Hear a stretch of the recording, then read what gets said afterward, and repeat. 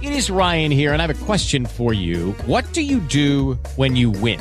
Like, are you a fist pumper, a woo-hooer, a hand clapper, a high fiver? I kind of like the high five, but if you want to hone in on those winning moves, check out Chumba Casino. At ChumbaCasino.com, choose from hundreds of social casino-style games for your chance to redeem serious cash prizes. There are new game releases weekly, plus free daily bonuses. So don't wait. Start having the most fun ever at ChumbaCasino.com. No purchase necessary. VGW Group. Void where prohibited by law. See terms and conditions. 18+. Hello and welcome. It is Eric Erickson here, the Eric Erickson Show nationwide. The phone number, if you want to be on the program, 877-97-ERIC, 877-973-7425. Glad to have you with me. Let's get started. The big story of the day, and it actually is a big story. I guess I shouldn't be surprised how big a story it is, but it actually is Stacey Abrams down in Georgia caught not wearing a mask in front of a bunch of kids. There are a number of things to get to in this, but the first thing I want to do is get this out of the way. A number of commentators nationwide have said, man, Brian Kemp should just get the legislature, they're in session, and pass a law that say no more mask mandates in the states. And, you know, it wouldn't be a bad idea. David Perdue, who is running against Brian Kemp in the Georgia Republican primary for governor, has already put out an ad attacking Brian Kemp over the Stacey Abrams mask stuff, making it about Kemp. Remember, he said he was going to run a positive campaign. But here's the thing that those of you out of Georgia need to understand. Georgia is pretty much mask-free. And the only places that are filled with masks at this point are progressive enclaves, where if you banned masks, the parents would still have their children show up to school in the masks. So it really doesn't do a whole lot of good. But what's so really interesting here is Abrams, according to her statement about it, made the people put their masks on. Made them put their masks on. Now, there's a lot to be said about a progressive public school. You need to understand, those of you not in Georgia, Decatur is the progressive enclave of the progressive enclave.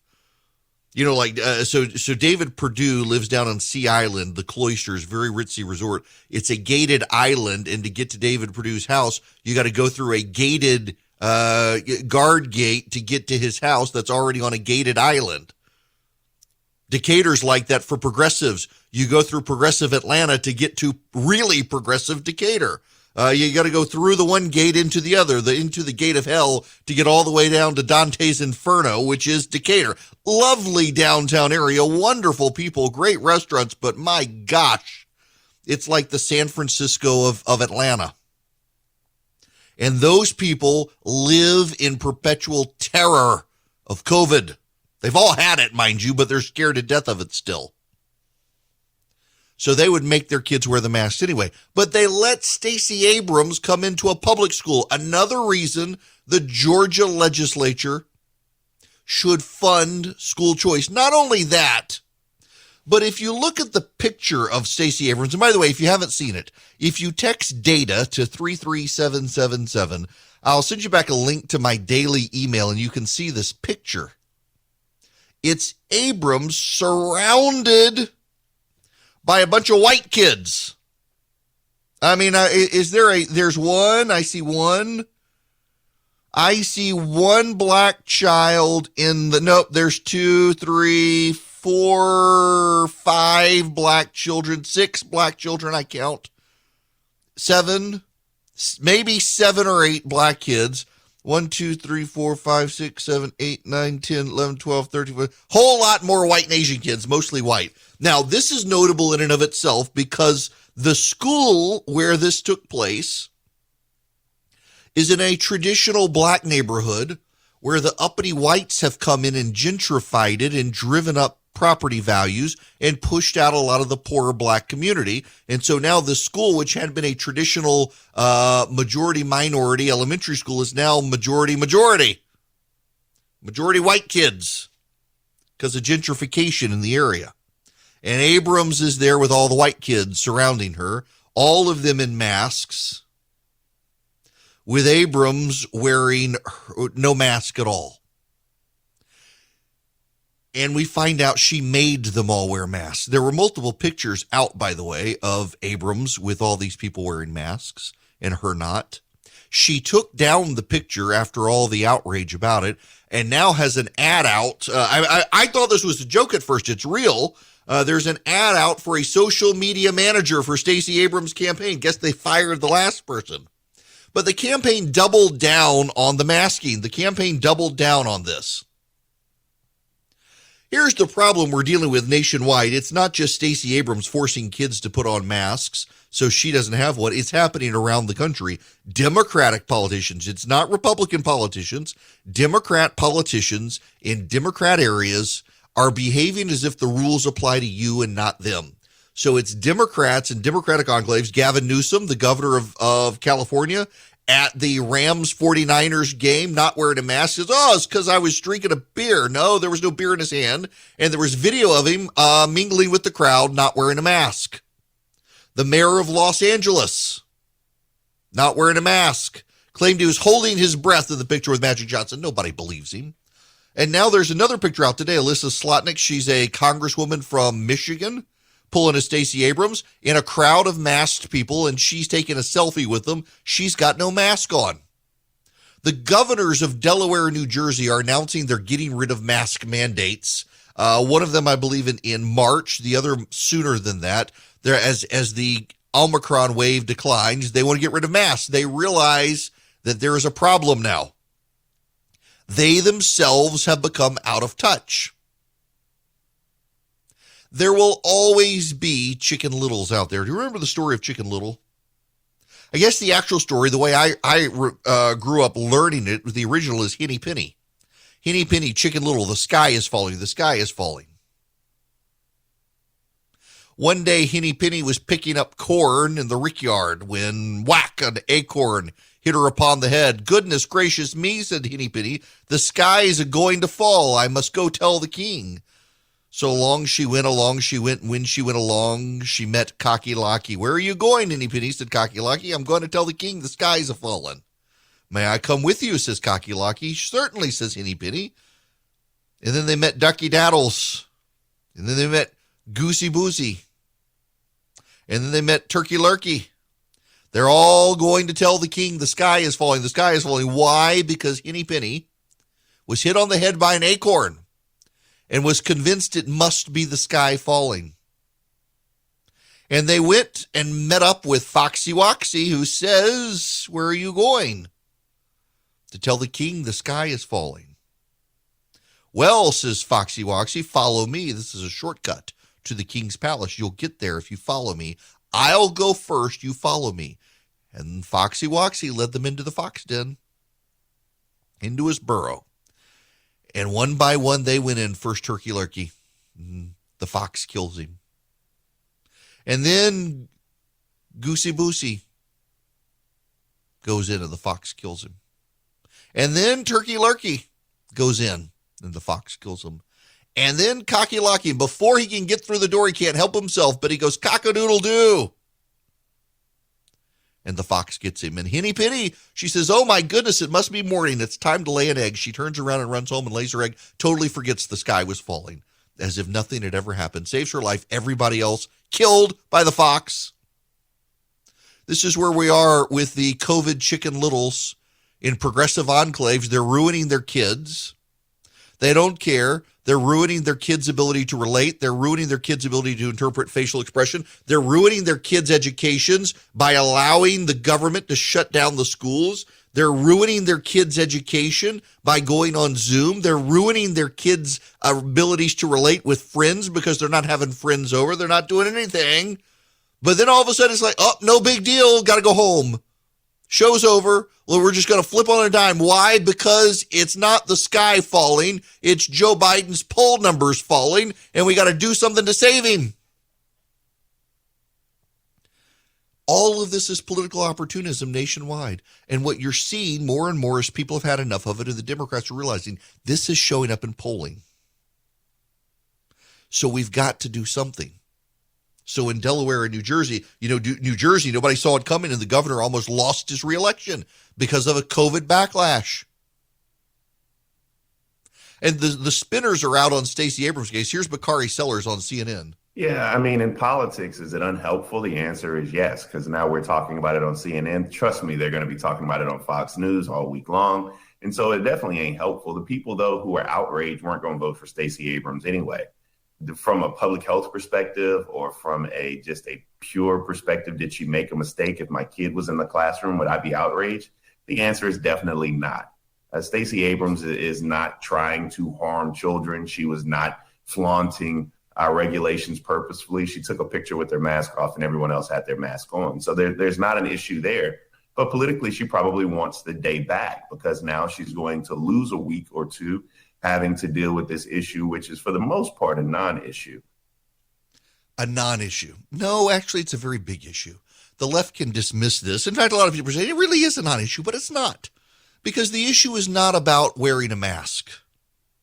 The issue is about deciding that you can flaunt the rules that others can't. The issue is about showing that I am an elite and the rules don't apply to me. That's what she's doing with that. That's what she's doing.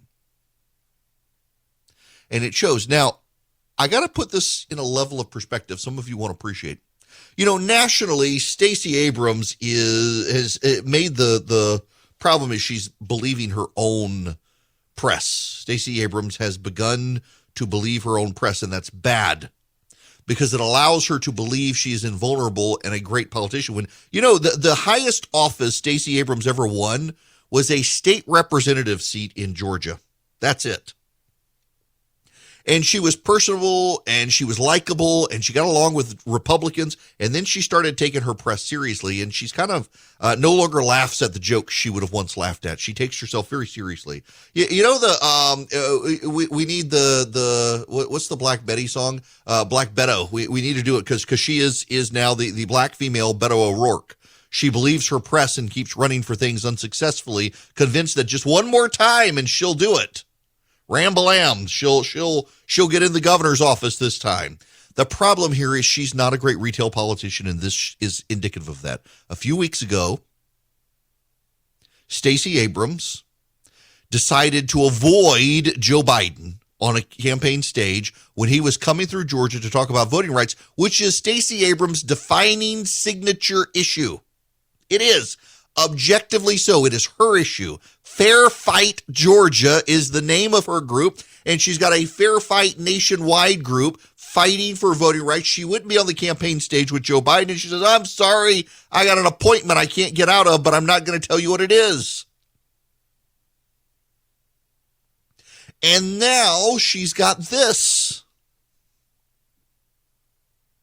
where she makes everybody else mask up around kids so she doesn't have to. This reminds me, this did not get national coverage. All the national media was just making kissy face with Stacey Abrams in 2018. And the reality was she wasn't a great retail politician there. And arguably the thing that really hurt Stacey Abrams was at the end of the campaign, a hurricane rolled through Georgia, damaged crops, destroyed property. In fact, it was so bad that the number of farmer suicides could measurably be seen to spike after the hurricane. Farmers lost everything. They were already in debt from a prior hurricane. A number of them committed suicide. It was that bad. And what was Stacey Abrams' response touring South Georgia? Well, now you don't have to be stuck in an agriculture job. You can go to Atlanta and get a job in the hospitality industry. That's actually what Stacey Abrams' position was. And it blew up in her face. It was a tone-deaf statement she never should have uttered, and anyone with a real sense would have probably figured it out. But when you're Black Beto and you believe your press, and Vanity Fair and Time Magazine give you glowing press coverage and front page coverage just like Beto O'Rourke got, you tend to believe you're invulnerable to these things and you can just blow it off and it's no big deal. And it was a really big deal to the voters, as is this around the country when politicians demand that you wear your mask everywhere, demand that your elementary school kids mask up in kindergarten, and then the politicians themselves say, I don't have to follow that rule. I'm above it. It's going to leave a mark. Hello there, it is Eric Erickson here. The phone number is 877-97-ERIC, 877-973-7425 if you would like to be on the program. I've been thinking about this. Been thinking about it. Sometimes my brain works, and I've seen other people start saying this stuff. On the vaccine mandates and the like, is there a hidden cost that we aren't paying attention to? Now, follow along with me here. There are a lot of people who don't want to get vaccinated. They don't want it. They want nothing to do with it. They have no desire. And the government's response to that is, well, you have no say in the matter. You must get vaccinated. And businesses as well have said you must get vaccinated or lose your job. And a lot of people don't want it. And let's keep in perspective here. We were told that the vaccine would prevent us from getting COVID. And not only does it not, but people can get it and spread it even with the vaccine.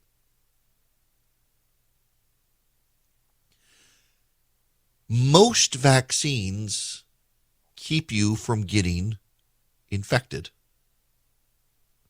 You get the vaccine, you get the MMR, you're not going to get measles, mumps, and rubella. You get the vaccine for yellow fever, you're not going to get yellow fever. I had to get the yellow fever vaccine when I was little. It was miserable. I got yellow fever from the yellow fever vaccine, a mild case, but that's how it worked. You get a very mild case, and then you're not going to get it. You're going to get lots of immunity from it.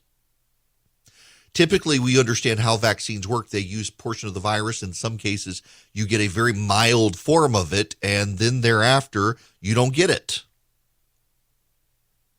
It's worked fairly well in the process. But with this vaccine, that's not the way it works. Maybe calling it a vaccine is the wrong thing. Or like the flu vaccine, the number of people I know who say, well, I'm not getting the flu vaccine. I always get the flu when I get the flu vaccine. In a lot of cases, the flu vaccine, they guesstimate what the strains of the flu virus will be for the coming year. They put it into the flu vaccine. And if they've guessed wrong, you're going to get the flu. And I'm one of those people. I am one of those people who, when I get the flu vaccine, I am miserable for 24 to 48 hours. Same way with the COVID vaccine, I was miserable for a while. But what's the damage done when in the future people decide, I'm just not getting any vaccines? They can't make me do any of this. They haven't been reasonable with this, and the vaccine didn't work. It used to be that the anti-vaxxers were rich lefties. The greatest enclaves of anti-vax conspiracy theorizing were on the left. And you notice that they never went after the left-wing conspiracy theorists for anti-vaccines like they're going after Joe Rogan for having people on. By the way, he had on Sanjay Gupta. I saw someone on Twitter say, if Robert Malone made people anti-vax because he went on Joe Rogan, why didn't Sanjay Gupta make people pro-vax when he went on Joe Rogan's show? But how many people now are just going to generally cast doubt on vaccines generally and not get them because of the way the government handled the COVID vaccine, the way they advertised it, the way they sold it, the way they talked about it, the way they forced people to get it, and it clearly doesn't work the way it was advertised. I suspect we are headed into an age of really easily preventable healthcare crises because people are going to react to the government in that way. People do not trust the government and its prognostications on health anymore. And while I get it, I think most of the people in government don't get it. They don't understand their trust has been abused and people don't listen to them anymore. And that's going to have long-term damaging effects on all of us. Hello and welcome. It is Eric Erickson here, The Eric Erickson Show. The phone number is 877-973-7425. Let's go to the phones. Bill, you're going to be up next. Welcome to the program.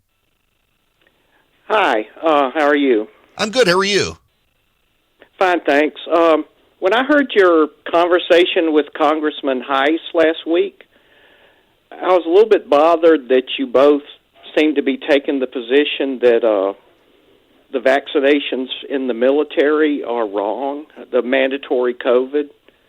And the reason I take that position is I was in the Air National Guard for 31 years, and I got, from looking at my shot record, approximately 7 or 8 mandatory vaccinations, including yearly flu, which, as you said, is not always very effective, but it was necessary. I had to take it. And I had to take the anthrax vaccination back in the early 2000s, which was extremely controversial. But I'm not aware that anybody ever chose to disobey orders and get discharged over this. And I'd just like to ask you why COVID is different. And I feel it's really hurting our military when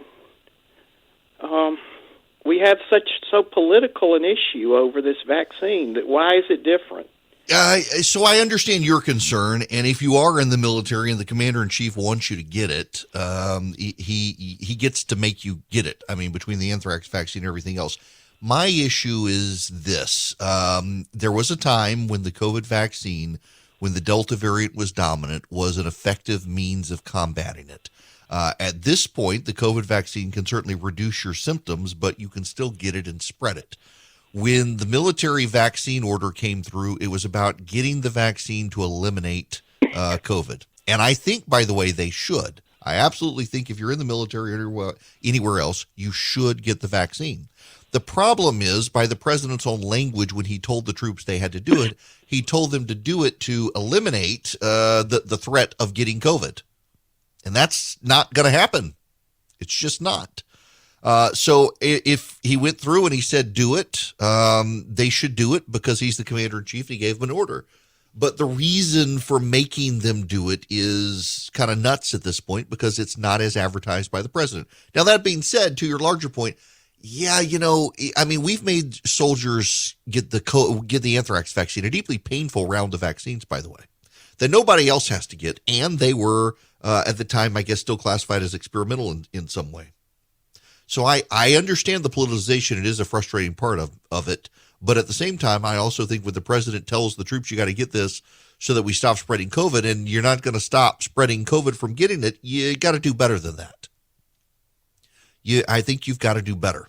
We shouldn't be politicizing the soldiers in this regard, but also we need to recognize that we're not going to stop COVID at this point. Now, all of that being said, I want you to hear me again, all of you. If you can, you should. And the reason you should is because if you get COVID, your case of it will more likely than not be minimal. There have been a few people who have said, well, actually, I know people who got far less sick from it than those who were vaccinated. Anecdote is not evidence. That's true. Anecdote is not evidence. And yes, that does happen. But overwhelmingly, the vaccines are really effective, just not in the way they were originally advertised. Now, I got to talk, speaking of the vaccines and the mandates, the trucker protest in Canada. This is actually getting, I'm surprised by the coverage it's getting, although a lot of the media is very, very negative towards it. By now, you all know there have been massive trucker convoy protests throughout Canada, particularly in Ottawa. In the capital of Canada, they have jammed up the city, and the police are acknowledging there are so many tractor-trailer trucks in the city that not only is it making it difficult for them to get to people who need help, but they can't get these people out. They're stuck. It hasn't turned violent. It has been peaceful. Contrary to what Justin Trudeau and others have said, it's been very peaceful. And their whole thing is they don't want to be forced to get a vaccine that isn't going to stop a virus in order to be able to do their jobs. Making their jobs dependent on this vaccine is at this point absurd. I got a question for you. Originally, it was the Democrats who cast doubt on the COVID vaccine. Many of the same Democrats who are now bullying people into getting the vaccine were originally skeptical of it very vocally because it was being rushed. They felt like, and now that they're in charge, they want everyone to get it. And if you raise skepticism about it being rushed, they attack you. But it was originally their concern.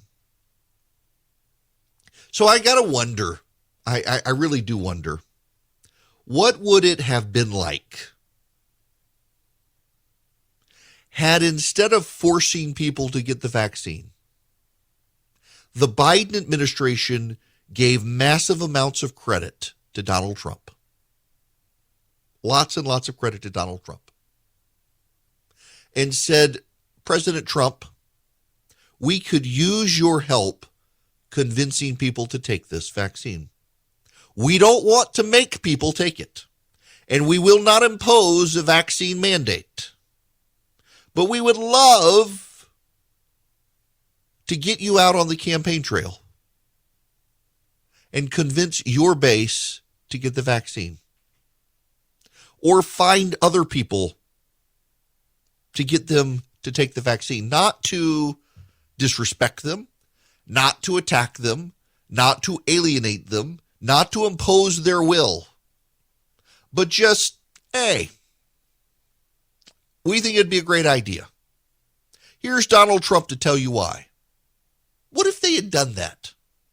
What if they had made a reasonable persuasion case instead of going to mandates?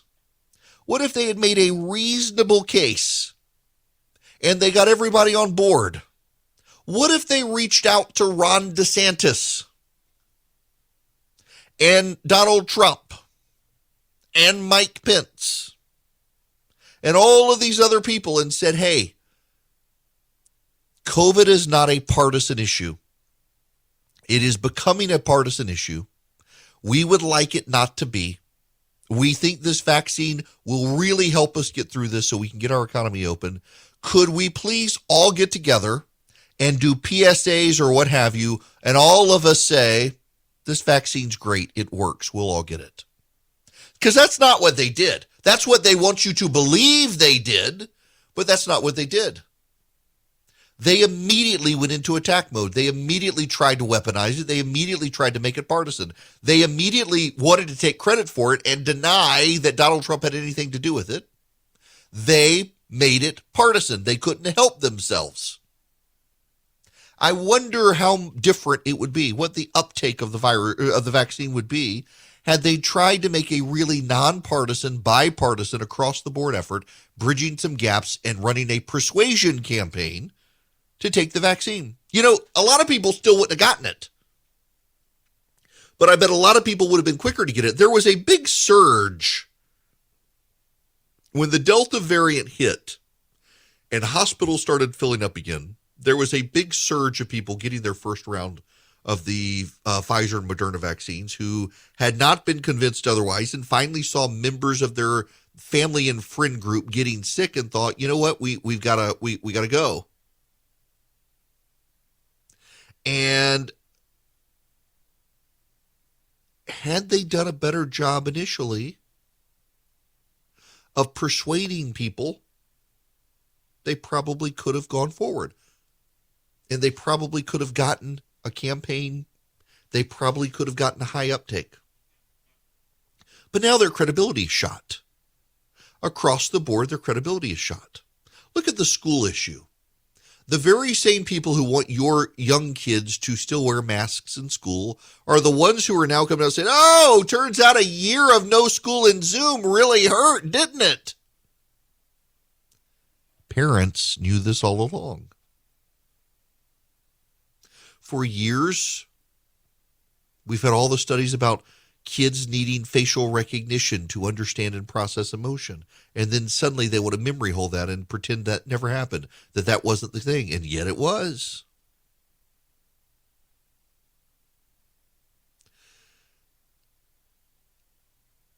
Parents have lost their trust. Parents continue to lose their trust in government and in school systems, and now you've got businesses and individuals also losing their trust. There is a great trust deficit in the country right now when you think about it. The amount of people who do not trust a single institution. You don't trust the church anymore. You don't trust the big evangelical voices in the country. You don't trust the fundamentalist voices in the country. You don't trust the government. You don't trust corporations. There's nobody anybody trusts anymore. And instead of trying to rebuild trust, instead of trying to look at the situation and say, this is bad and not sustainable, they're just doubling down on the stupid stuff that caused people to lose their trust to begin with. I mean, look at the CNN situation. At CNN now, they're still defending and crying about Jeff Zucker.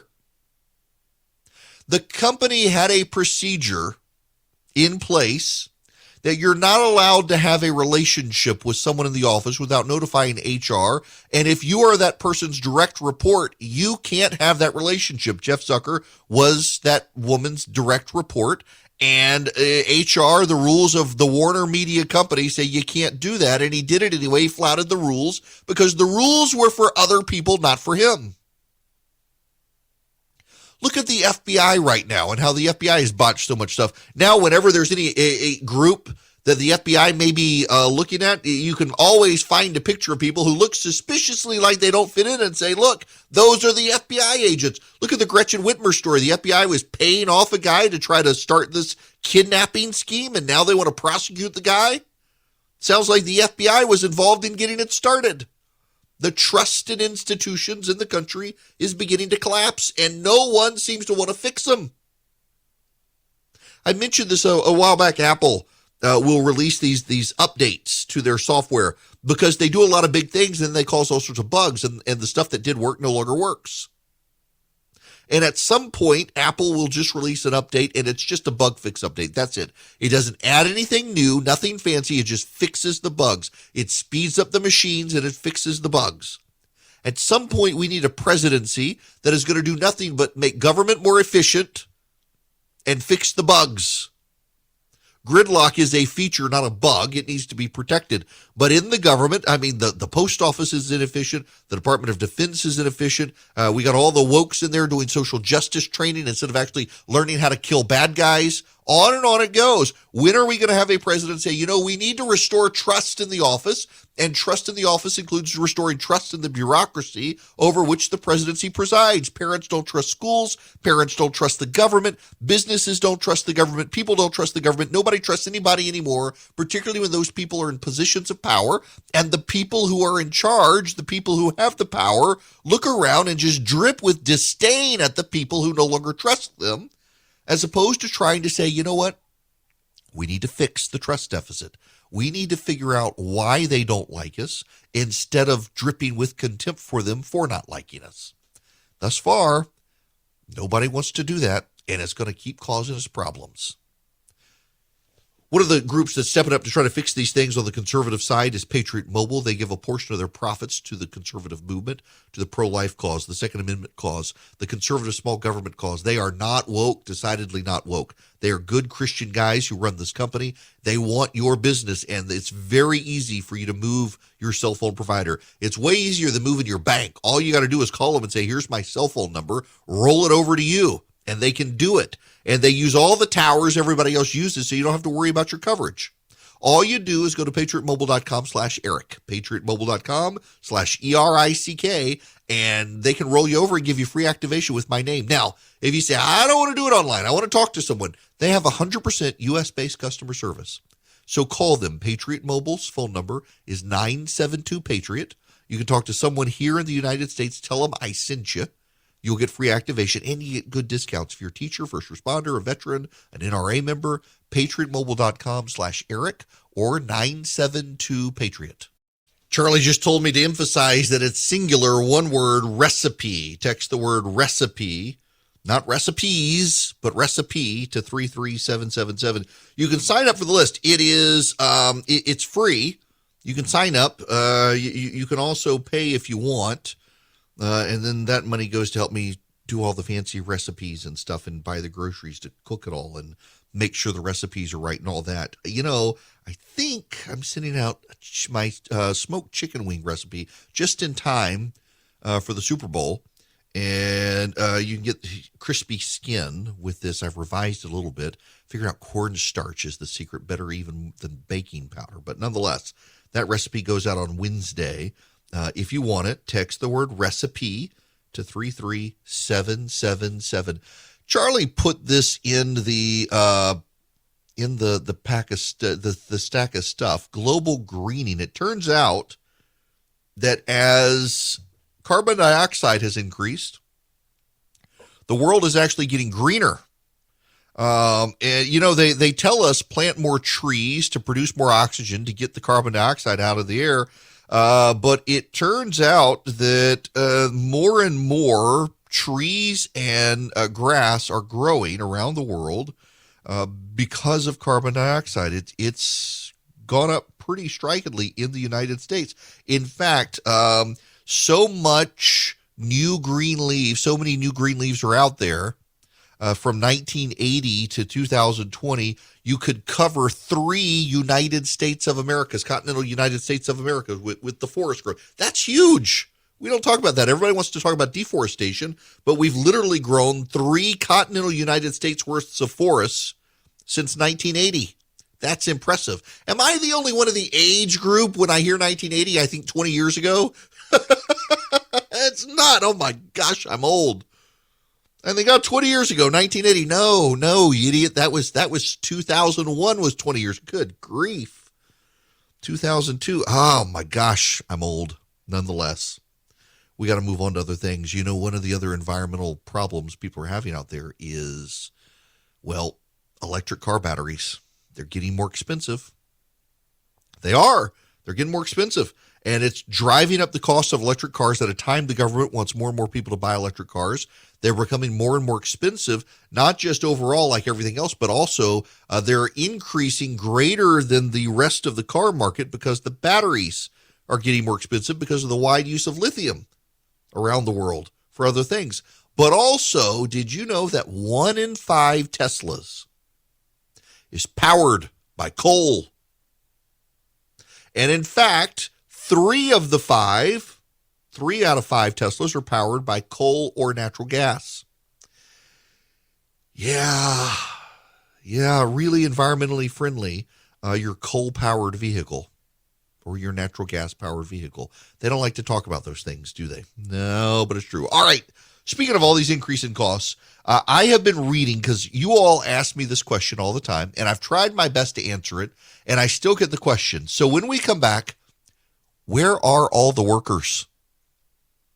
The Wall Street Journal has done a deep dive, and some of it is what you and I already expected, COVID unemployment subsidies. But it's not just COVID unemployment subsidies. There are a number of reasons why there are not a lot of workers out there. And what it has left is not a massive growth in new jobs in the country, but the replacement of old jobs where people left and are now starting to come back. Biden hadn't created new jobs. We're just filling in the hole that COVID put us in, or that the government put us in. We'll discuss when we come back. It's 2022. Things are still crazy. Things haven't settled down. And now you got the Federal Reserve and interest rates. You got the economy. You got inflation. A lot of banks won't even return your phone call. Let's say you're a small business and you need a loan for $750,000 or higher. You see an opportunity where banks, they don't even want to see you. You want to buy a building, you want to build a building, reach out to the Frost family at First Liberty Building and Loan. They've been helping small businesses become big businesses since the 1990s. They want to help you if they can. So spend 10 minutes with them. See if you're a good fit for them and they're a good fit for you. Their website is firstlibertyga.com. That's firstlibertyga.com. Again, you need a loan, $750,000 or higher. You're a small business and you see an opportunity to grow. Share it with the Frost family and see if they can help you. Firstlibertyga.com. That's firstlibertyga.com. First Liberty Building and Loan can help businesses nationwide become bigger businesses.